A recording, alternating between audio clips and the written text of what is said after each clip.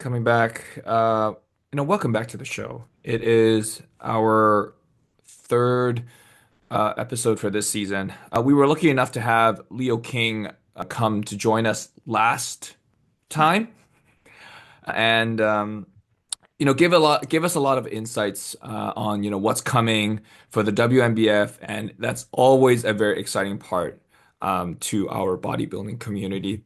And here today, we are here to talk a little bit about bodybuilding shows, since we're on that topic, for first timers. Usually, that's it's not a lot of like people we run into, but then it's quite a good amount. People question, and maybe they're kind of on the fence on wanting to compete, just even though just following our own little fitness journey. So before we go into that, I think we'll just take some time, and we are like 12 weeks now. Oh my God, 12 weeks out from your show, right? Yeah, man, we're I think 12 weeks and 3 days out. Something like So that. Yeah, yeah, it's Wednesday. Yeah. yeah, yeah, man. Things are going pretty solid. I have been noticing my weight hasn't been trending down quite as much. Like I'm literally only like zero point 0.1 pound down from last week's average. But it's not really anything I'm super stressed about because I got so much time to play around with in terms of like I'm yeah 12 just over 12 weeks out. I have maybe like 7 8 pounds to come off.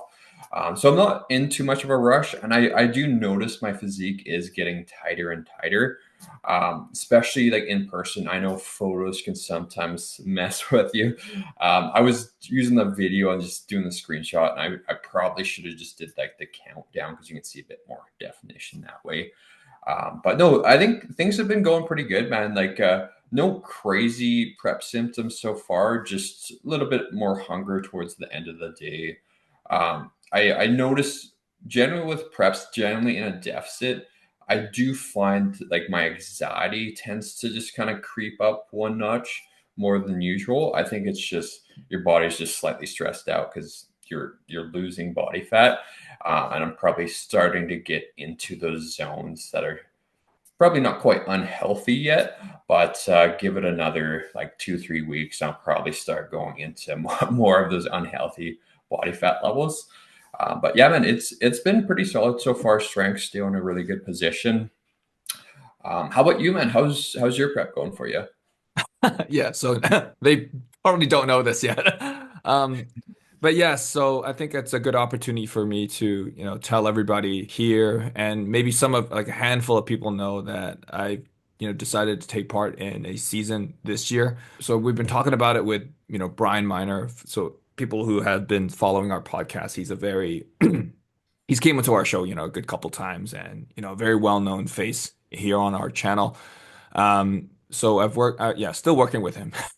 He suggests a couple good shows this season. As we have plans. Well, I have plans for for the next coming couple years. So would be a good season for me to compete. And since 2022, so it's been the third year now, to see look over on some of the gains that we've made over the past of this off season. So very, very exciting. And I believe we've been pre-cutting. So as you and I would actually do, we did a cut, just a fat loss. I would quote it as a fat loss phase from last year's July, and we took a very slow approach to November. We've starting at about like 72 kilos, and we got down to about 65, 66 kilos by November. So that went well. And we kind of just stayed went back to a slight surplus for the Christmas season into this new year. We're just going back to a very strict prep. So we can officially say that prep is actually started.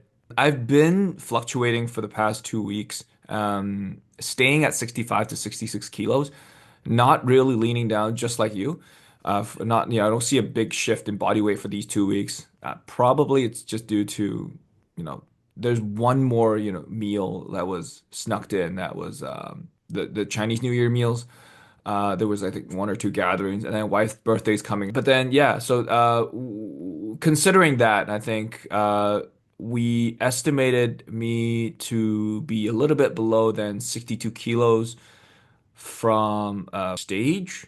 I think that's going to be, so I'm pretty much like what, 3 to 4 kilos away right now. So maybe averaging about a kilo a month, then I think we're going to be pretty good. That's the dream, though. We're not sure how it's going to go, but I hope this season, I would, look a little bit more fuller.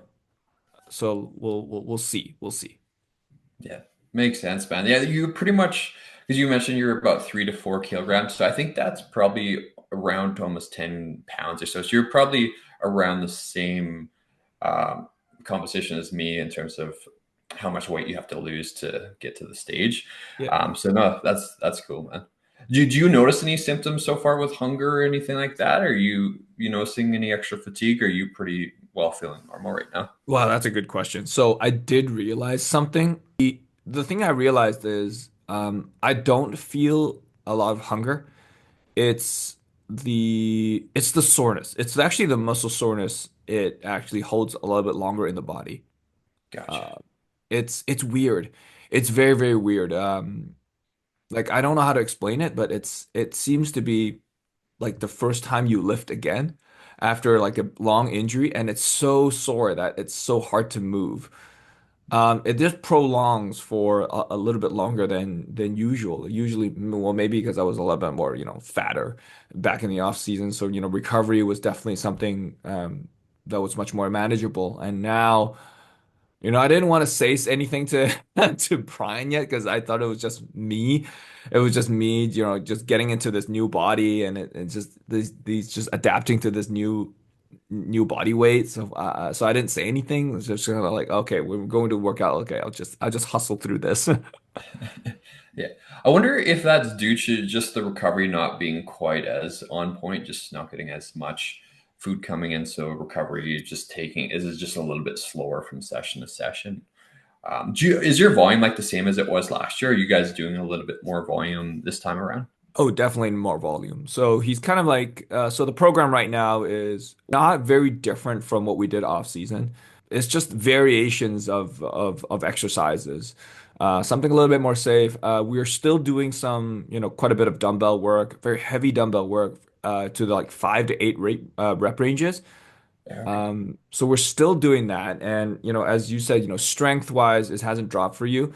Strength is starting. It's actually, this is a good thing that I wanted to just maybe like get your thoughts into this. So let's say we're in the 5 to 8 rep range. Compared to like an off season, we have a lot more fluids and muscle mass in our joints compared to when we're a little bit more shredded or a little bit more lean, like doing a very heavy dumbbell flat press. Feels different. So the I would find like when I'm doing my dumbbell presses, my flat dumbbell presses, I could probably do like, I don't know, like 75, 80 pounds per hand, just like the pressing. However, now the difference between leaner and when I was doing off season is the setup.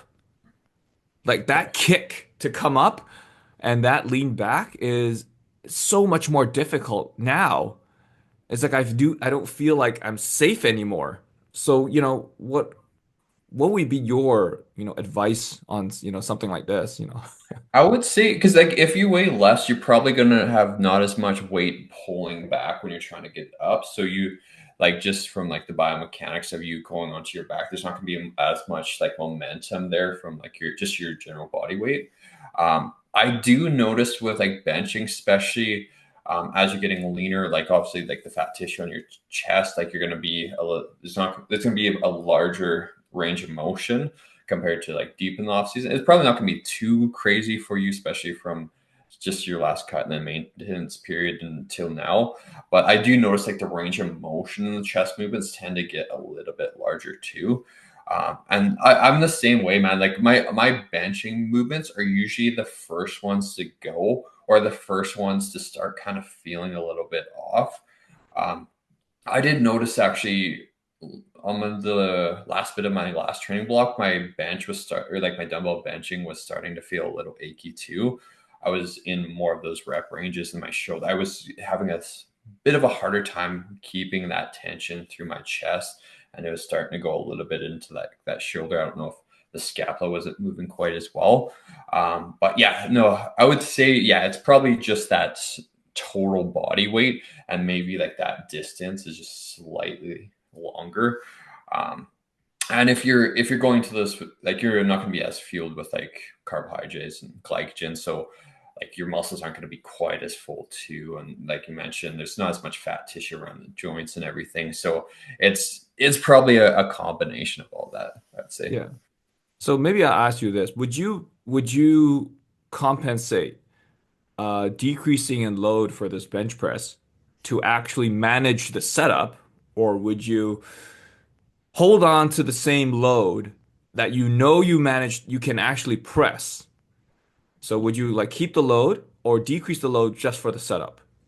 I would say, like, if you have like somebody there to spot you, you can maybe use the same load and just get somebody to help get it up and into position, so you're not worried about that and exerting so much energy through that.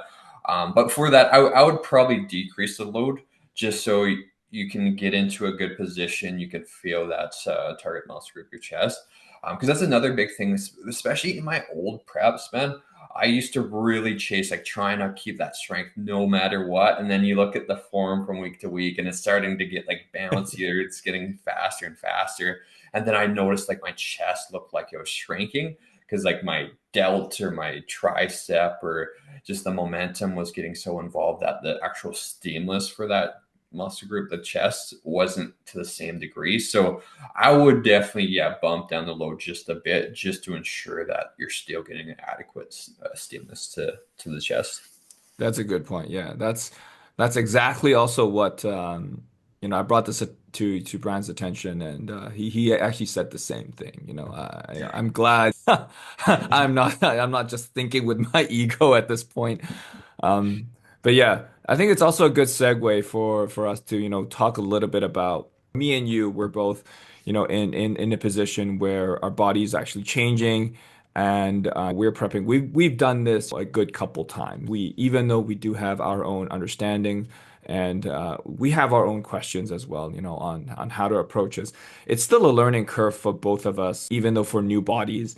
If you guys been following Brandon's story, he shares his fitness journey through his stories, and you can definitely see he's made some very good gains over the past season. You can actually see his upper body looks a lot fuller, his posing has improved, his waist looks tiny, his abs has always looked amazing. So right now, adapting to this new body, what would you think is different from your training from now? Versus when you were in the same body weight a couple years ago. I would say a couple of years ago, like, so when the last prep I did with Jeff, I was probably like, I was training 5 days per week, with probably a similar amount of volume to now, maybe slightly less, especially as the prep went on. So definitely a bit more volume for the upper body, I would say. But I'm only training 4 times per week, so I actually have 3 full rest days. Throughout the week. And I've been noticing, just from like a joint perspective, I'm not getting as many aches and pains. I know last time when I was with Jeff, when we were cutting down, we ended up pulling that 5th day just because I was just getting to the point where like aches were coming up. I just felt like I didn't have that oomph with my training on that last day. So I was like, okay, like, we were chatting. It was like, yeah, it's probably just the fatigue from like being in that deficit. So it was pulled that way. Once we pulled that way, I was feeling great. But one of the main things I would say that's really helped with my upper, especially my delts, like, I've actually had shoulder pressing in, like overhead shoulder pressing in for the past, I guess, 2 years now, pretty much since I started the off season. So I think that's probably helped with the overall delt development. The lateral raises and stuff have definitely been another thing. Incorporating a bit more volume with the lateral raises, a bit more kind of rear delt specific work, I think has allowed my delts to pop a bit more. For the actual fullness itself with my physique, I'm not sure. Like, there's probably a bit more tissue added on, so I'm hoping, fingers crossed, that I have another like pound, maybe pound and a half of tissue. It might not be that much. It might be like 50 grams or 60 grams of new tissue. But since being advanced now, training for, I guess I've been working out for 14 years now, Okay. bodybuilding for 10 years. So it's just that rate of progress slows down so much that even like 60 grams of tissue. Well, when you weigh that on a scale, like 60 grams is still a lot. Like if you think of a steak or if you think of like meat, those meat packages, that was one. Yeah, like I would say those are probably the main things that I think have allowed me to see a bit more change with my physique is having more shoulder pressing, a little bit more volume in general for the upper body. Still doing a decent amount for the lower body, but probably not quite as much as I was before.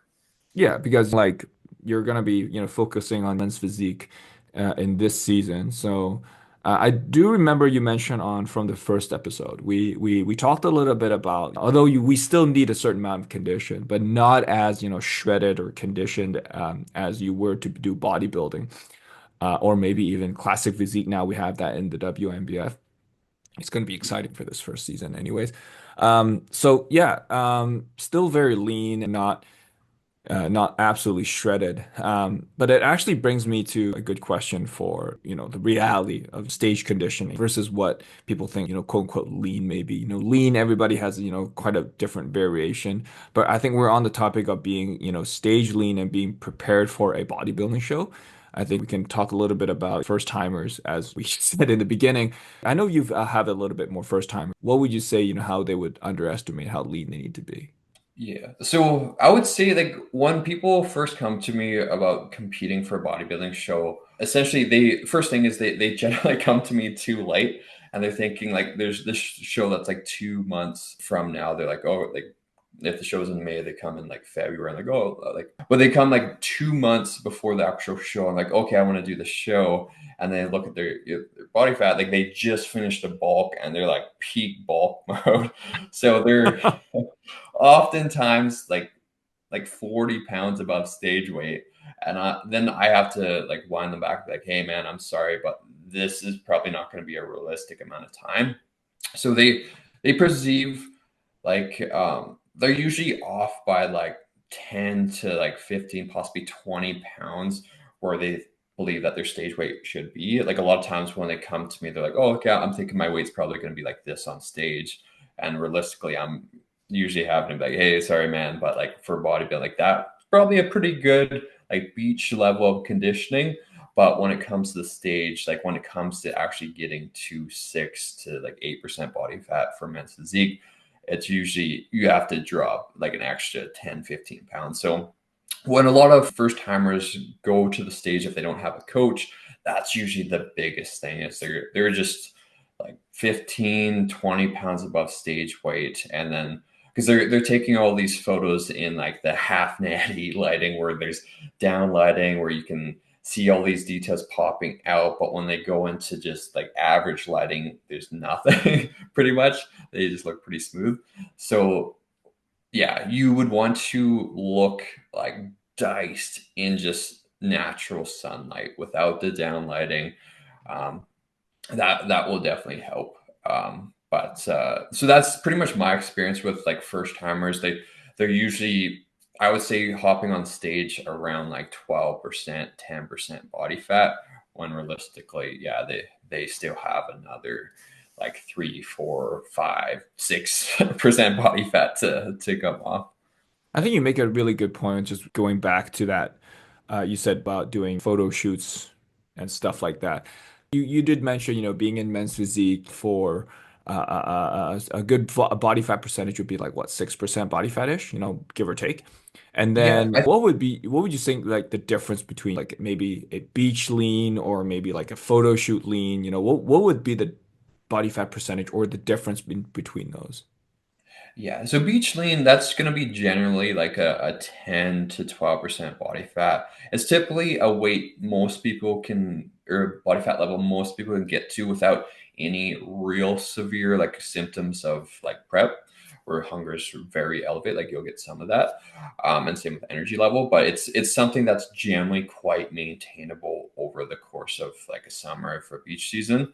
But yeah, so that's going to be around your like 10, 12% body fat. Some people, depending on their genetics, they can be at 15% body fat and still see the outline of their abs and still look quite lean.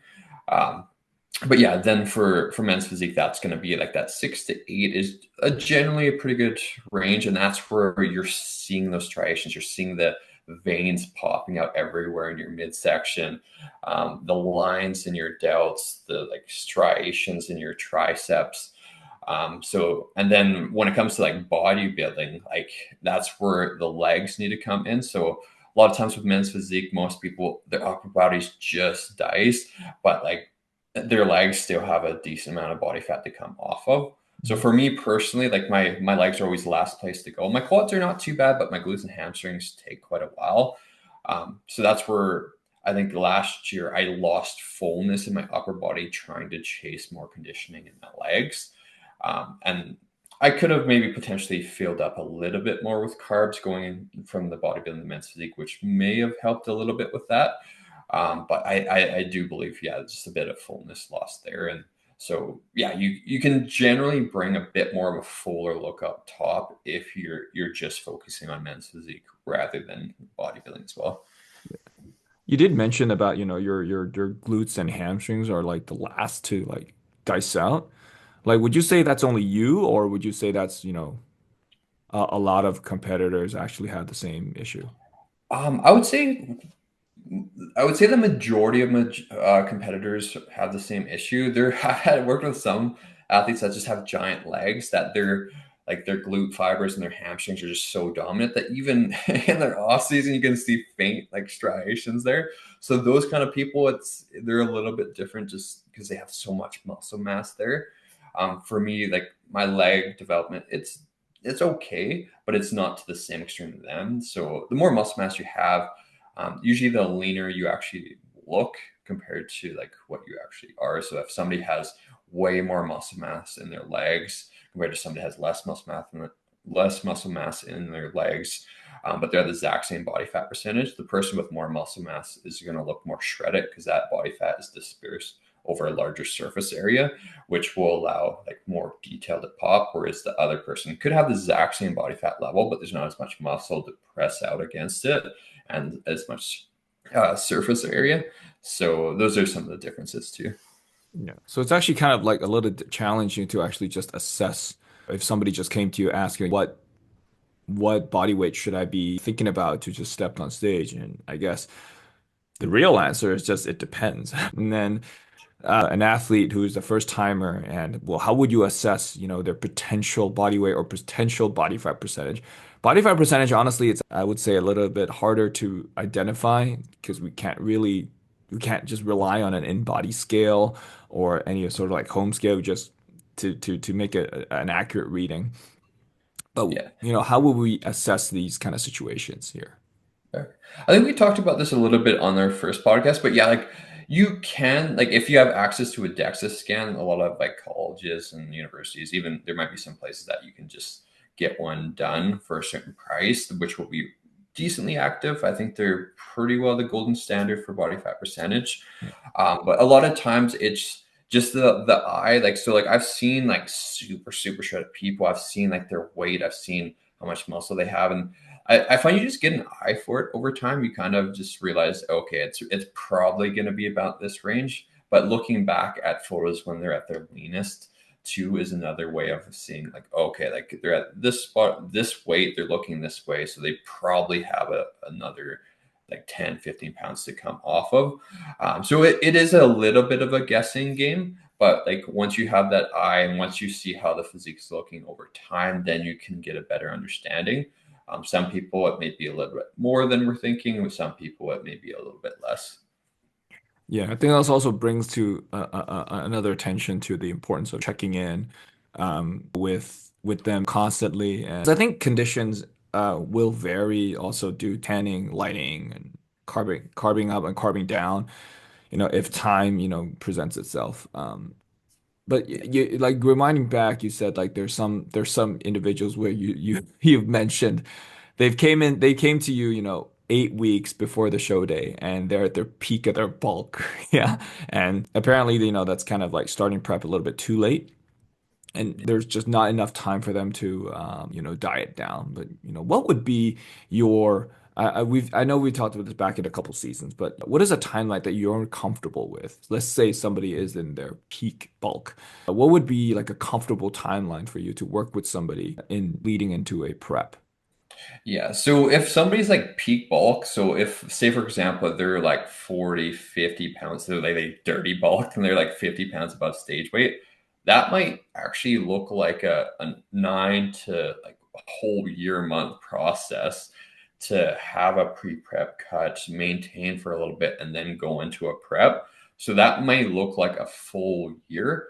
Um, if they did a bulk, if they're a relatively lean individual. Yeah, you might be able to do that in like 24 to 30 weeks, get them to the stage. But that's going to be the odd one off case where somebody's just already quite naturally like relatively lean. Like they did this bulk, they're like 15% body fat. So they don't have like a ton to come off. So that you might be able to make that work. Um, but yeah, most of the time, like if somebody comes to me and like they're relatively lean, they didn't do any crazy like bulking, but they have a good amount of muscle mass. Like I've helped people start their prep like 16 weeks out, but this is when they're probably already around 10-12% body fat, so they don't have a ton to that needs to come off. But another big thing too is if somebody's coming to me and they're already been dieting for so long, the calories are already really low. I'm noticing signs of like diet fatigue and a down regulation of like their overall needs are not moving around as much, and they're just having to already be on severely low calories. That's often a sign, okay, like you shouldn't be starting a prep now. We should be ramping things up, making sure you're in a place where like diet fatigue symptoms, so like energy level, libido, mood, all that. We want that to be good before we actually start a prep. If you're feeling all these severe symptoms before you even start, or you're already having obsessive behaviors around food, that is not a good time to start prep. So there's definitely a balancing aspect of like with the dieting before I and think I want everything. to expand a little bit on that because I think that's actually something that I hear a lot from female competitors, no matter if they're what category they're in. So hitting that plateau, let's dieting a little bit too early, going on this very hard diet very, very early into their prep. Like what would be a, I wouldn't say an app practical advice, but what would you like? How would you handle the situation if an athlete has already registered for a particular show, before coming to you, and then they come to you as a, okay, like I'm hitting these calories right now, and they're like 12 weeks out, and they're kind of like suffering that kind of symptoms that you just mentioned. Like, how would you handle this situation? How what body fat percentage are they at? Like, are they do they still have quite a ways to go Let's into say they're bulk? like 25 pounds from an ideal stage weight, first Yeah, timer. okay. Yeah, that's definitely a tricky one. Like I would pretty much just like be realistic with them and be like, if you're 12 weeks out, if you're at this, like, is their weight like stalled out too? Like they're not seeing Yeah, anything. they're not seeing any progress. This is not a Yeah, case study. I'm just making an example, just pulling like yeah. an example out of my ass. Okay, yeah, no worries. Yeah, I would say like I would try to see if like if they already registered for the show, like and the calories are already severely low. I might even like bring them up for a bit or like have them at like a diet break for a couple weeks just to help replenish everything, get things back to feeling a bit more normal.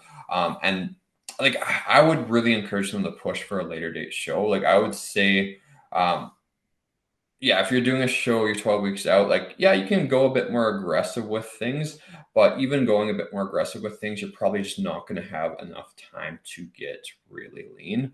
Like, you might be able to pull off, say, like 12 pounds off within that time frame. Like, I find bikini girls oftentimes need a little bit extra cardio just because their basal metabolic rate's often a little bit lower, so to keep protein and enough calories in to perform at their best, oftentimes cardio generally needs to kind of go up a bit higher than a lot of guys do.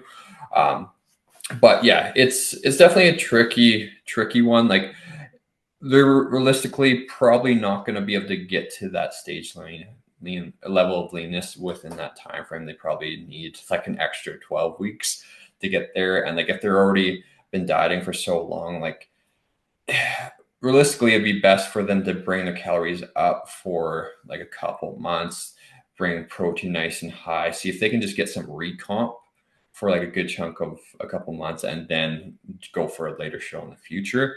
But it's just like letting them know, like, okay, like this is probably not going to be able to get as lean as these girls. If you want to do this show for fun, if you want to do this, um, if you want to, because like I always try to think of people as like mental and physical health too, because you can crash diet somebody and get them into like 800 700 calories, um, which some girls, like if they're very small, if they're only like 105 pounds, like they might need to go into those extreme levels, just based off of like how much they're weighing. Like if somebody's like 200 pounds, they shouldn't be generally going that low. um, but yeah, they generally need to be going a bit lower. Um, yeah, but the main answer, I would probably just try to move it so that we can do it in a healthier fashion. Like you could drop the calories to a pretty severe amount and add a lot of cardio, but then there's the risk of potentially losing a bit more muscle and having more, I guess you would say, like the reds symptoms for things just really start to down regulate like your NEAT, your hormonal levels and stuff like that. So it's definitely a tricky one to deal with. I think that's a really good point that you pointed out. I think you made a really good point comparing like men and women on how they should prep differently, biologically. As some people may or may not know, it's a little bit more quicker and a little bit more easier for men to actually dial down and lose body fat percentages. Number one, probably due to the muscle mass that you genetically, have. However, just prepping, I think females, it's a little bit of a different approach. What would you say your biggest challenge is between prepping females versus males Yeah. for yourself? For generally, like there are some females that can drop weight real quick. Like my girlfriend, for example, like with her last, like she has quite a fast metabolism. She loses body fat quite quickly. She's naturally a bit more on the skinny side. It's harder to put on Ectomorph, muscle. sorry. Yeah, there you Ectomorph, go. yeah. There you go. I just had to So think about she's yeah. So like for her to drop weight, like it's not too bad. Her weight comes off pretty easily. But I've had guys and girls where they're just more prone to like not wanting to lose weight, but they have a really easy time putting on weight, even putting on muscle. But when it comes to peeling off the body fat, things are just a lot slower. So you can do a couple of things with those kind of people is just extend the period of the prep, try a couple of different strategies in terms of implementing refeeds, diet breaks. Really pay attention to how their body is physically looking, like stress management, what the foods are looking like, adherence levels are looking like, and make sure all those things are in check. I think Jeff Alberts, too, like my past coach for the show 2 years ago, like he's kind of the same way where his weight doesn't want to come down too easily, but he tries to like not focus too much on that. So yeah, just having a little bit more time to prep for somebody like that. So if somebody's like can get lean real easy, they start at a lower body fat percentage, like 18-week prep could be like fine for them. If somebody starting around the same body fat percentage, but they're a bit more stubborn, maybe adding an extra 5 week step to give a little bit more wiggle room, because it's better to know that you're ahead of schedule than behind schedule. I know, like when I ever feel behind schedule, I'm always stressing about the weight and like then the cortisol and stuff and water retention, all that kind of stuff can kind of mess with you in terms of what the scale is saying. So yeah, try not to focus too much on the scale for those individuals. Like I would probably just have them weigh in like 3, 4 times a week, get that average. I've even had people have their significant other take a photo of the scale or write down the scale while like the other person's not seeing what that number is, just to not have them get in their head about that scale number. But yeah, those are probably the main things. Is just a little bit more time. Try not to focus too much on the scale for those individuals.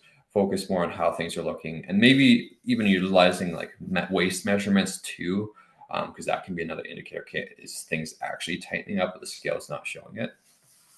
Yeah, I think you make a really good practical methods for a lot of individuals to track their progress and just be sure that you are making progress just a little bit slower And it does tend to go a little bit slower the leaner you get. And so don't be alarmed by if everything just all of a sudden like slowed down or just stopped. Like us for these past 2 weeks. We're not that stressed out about it. A little bit, but not that stressed out. Yeah. That, Um, I think also there's something about first timers. We don't really have this problem because we're in the field. However, I think for first timers, they're not born in a community where everybody else are bodybuilders. So not everybody may understand what this first competitor is actually doing, and they'll probably be dealing with comments people don't understand bodybuilding. So, has any of your past or even current athletes have a difficult time dealing with these? yeah, so that's a common thing. Like that's funny. Like my past client Shane, like his mom, like he would have like a family dinner every Sunday, and she would always encourage him to eat more. Oh, you're looking skinny and stuff like this. You're Looking looking skinny. unhealthy. Pretty much every single one of my clients, especially when they're getting to that tail end where they're getting to the severe low levels of body fat. Like everybody around them is like, "Hey, man, you're looking sick." Like, "Oh, like you're looking small," or "You're like," because they're also depleted. So sometimes that can get into people's like, headspace. So just understanding like there's gonna be people around you when you're severely lean. You're not going to be filling out your clothes as much since a lot of like the volume of your physique is coming from body fat. So like when you're losing that, things are going to be fitting looser, face is going to be sucked in more. If you have like a shirt on, it might look like you don't really work out, but when you pull it off, people are like, holy shit. Like, so like there's going to be those kind of things that's, again, you just have to understand that that's probably going to happen at some point in your prep. And understand that that's okay. Like it's normal to be feeling the way you're feeling when you're super deep in the prep. Like a lot of times when they feel those symptoms deep in the prep, they almost assume something's wrong with them. Like they assume like, hey, like I don't think something's right. Like I'm just a little bit more out of it. I'm getting more lightheaded. I'm more irritable. And like sometimes they feel like there's something wrong. And that's a lot oftentimes just their body like saying like, hey, like you need to get more food in, like you're getting to unhealthy levels of body fat. So it's your body kind of fighting it.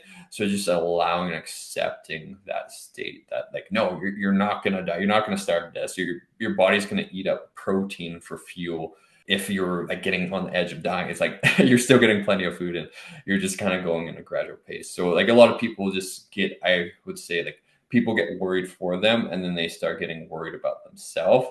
And then sometimes that can create some issues, but just understanding that deep phases, you are going to be looking pretty rough at times, feeling pretty rough at times, and that is normal. Refeeds, diet breaks can help reduce those kind of symptoms, have you feeling a bit more normal. Some people will feel those symptoms more severe, some people not so much. I think we talked about last time where most people have a body fat kind of set range where they sit in comfortably. People that are at a higher body fat have a higher body fat set point where they sit naturally. When they're really under that, they're going to have more severe symptoms. People that naturally sit a little bit leaner, they're probably not going to have to the same extent of symptoms. They'll still have them, but just understanding everybody's going to have different symptoms appear when they're getting really lean too. Yeah, I agree. Having these influences beside you for first timers or even non-first timers, I think finding yourself, in community groups. So that's why I do think that there's a strong community building within bodybuilding because everybody felt that this is a very difficult sport. I would call it a sport. Disagree with me if you want to. Bodybuilding is a sport. So that's why everybody gets along. Everybody knows, yeah, understands, how difficult it actually gets on the diet up front and how long the sports actually prolongs. So you're only spending maybe probably like less than 5 minutes on stage but you've been preparing for these 30 seconds to 3 minutes on stage for like at least 8 months. And that's why our seasons are, kind of a little bit longer compared to other sports for just that little while of glory, you would say. So finding community groups are going to be definitely very, very helpful. Just everybody's very, very supportive on, what you're doing. And we're always welcoming for new bodybuilders coming to the community. Wouldn't say that, oh, you're not. We rarely hear any situations where we're very unwelcoming for people who want to take part in the sport because Yeah. it's a challenge to yourself. It's not like as mean as this sounds, like it has nothing to do with us. It's just you. Yeah, you might be standing next to us, but however, this is your battle, and just shine in your own little way. Yeah. But we also get this idea that peak week is your, quote unquote magic week. And as I think we talked about in the previous two seasons, that it is not. And I think it's also been debunked for quite a while now. Yeah. But like, how would you like probably like how would you manage first timers? How would you, communicate with your athletes in terms of managing fatigue or mood swings, especially when females when they have hormonal changes to that point where it's kind of a sticky point for them and it's very a little bit more sensitive. Yeah, like how would you manage those? Yeah. So with the mood swings and everything like that, big thing that I always like to tell myself, I always like to tell my athletes is like, this is only a short period. Moods are going to fluctuate too. So there might be times in prep where you're like, wow, man, this is tough. Like, I don't know how much more I can take of this. And then you have the next day, the next morning, you're like, oh man, I feel great. Like I'm ready to go. And then it kind of goes like this. So understanding with every low, there's going to be a high and then there's going to be a low. So like when you're noticing that you're having a tough time in prep, you're noticing that you're getting into more arguments or getting into like just having a bit of a harder time staying kind of neutral with your emotions, just like taking a step back, um, understand that, okay, like though you can be a bit more irritable and you can notice things that are more annoying than or seem more annoying than usual, like it's probably something that's not actually like this person's probably not intentionally trying to do this, or you just become more aware of these things. So understanding that, like, hey, like take a breather, like this isn't like the end of the world, like you're just a bit more irritable, a bit more hungry. Once you get some food in you, once you get some rest, like things are gonna chill out. If you're feeling like overwhelmed, like that's something that I find personally, like I start dealing with, especially if I have a big day of work and I'm trying to get it all done. And I'm feeling a bit more overwhelmed, just like setting some time to like chill out, meditation, write in a journal or something like that, and just like keep in a good mental space. Because I found this sport, especially in those deeper phases where you're getting really lean, it's more of a mental game than an actual physical game. Like when you're kind of halfway through, your energy gets quite low. But well, like this is gonna be individual. I find for me personally, it's more just mentally trying to keep everything together up here rather than like going through. Like I can hit my nutrition, I can hit my training. It's just like making sure I'm staying sane up here. So spending more time on your mental health, spending more time going out for walks or doing something in nature off of social media too. Like social media, I find in prep, everything gets amplified. So like, when you're on social media for too long, sometimes people can get anxious or compare. You can start obsessing yourself over others and all of these kind of things that generally come from too much social media time. I find that gets a bit more amplified when you're in prep. Same with like stressors for work. So something that generally stresses you out is probably going to feel like bigger than usual. So that's where just learning to manage that stress is just like a big component during those later phases. Yeah, I agree. Talking about just trying ways to, relieve that sort of stress. It's inevitable for when social media is so convenient, it's like in the tip of your hands, to look at other competitors or be curious on what other competitors are actually doing, and you'll just start digging up, who has hashtag, this organization or this show. So for me, it works for me. I usually try to stay out of it, and that's how I mess up my social media algorithm. I start looking at very stupid reels. That was very stupid reels that has like it's a time waster, and it just get a good laugh out of it, and it kind of calms. It doesn't calm me, but it takes my mind off things. Yeah, try not to look at, watch like food stuff. I think it would be a little dangerous when you're like in deep prep if you just look at like food stuff. Some people can deal with it, like I can't. If I see it and, I would want to eat it. Those mukbang stuff where you can just listen to them eating and then cooking, no. That's not a very good idea to do that. But yeah, that's just my way of doing it. But, walks for you. Oh, there's also another one that I've been digging into lately. It's not a very good season now since it's still, winter and there's the snow outside. There's finally snow in Vancouver here, by the way. for the 2 weeks and then they'll be done. So what I've been doing, I can't wait for the season to start, is when come late March or in late April, you know what car I drive, yeah? The Jeep, right? Yeah, yeah. So this winter I've been low key doing a little bit of mods, and some of you have, if you guys been following my story, I have been on a couple of trails, very easy trails right now since whatever my Jeep can handle. So those are just my way of a supplementing of walks. This is a hobby that I can do that wouldn't really take into effect in anything I do in terms of, prep or anything like that. So just, I think it's what I'm trying to say here is just finding yourself like a hobby, which is not non-food related and something a little bit more active. It definitely helps take your mind off things and then, just create a little bit more hobbies. I understand like many of us have, like not 9 to 5 jobs, but you're kind of like committed into a certain time where you have to do your job. So just time outside that, you're only set for work for this many hours a week. So let's say 40 hours a week, that's your committed time for work. And then the rest of the times you're prepping, you're lifting, and then you still have a little bit of time left.